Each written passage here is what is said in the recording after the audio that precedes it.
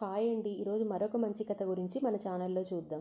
ఒక అడవిలో ఒక కప్పల గుంపు ప్రయాణిస్తుండగా వాటిలో 2 కప్పలు ఒక లోతైన గోతిలో పడిపోయాయి.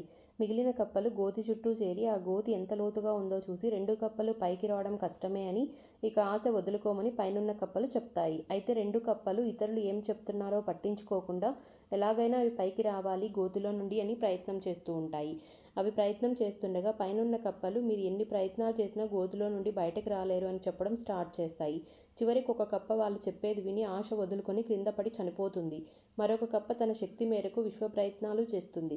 ఎలాగైనా బయటకి రావాలని గట్టిగా దూకడం స్టార్ట్ చేస్తుంది. అప్పటికి పైనున్న కప్పల గుంపు ఆపమని చెప్తూనే ఉంటాయి. కానీ వాటిని వినిపించుకోకుండా ఒక్కసారిగా తన శక్తినంతా ఉపయోగించుకొని బయటకు వస్తుంది.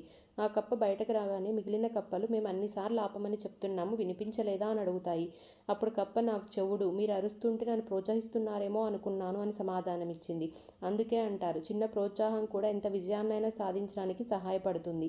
Thanks for watching. Please subscribe my channel.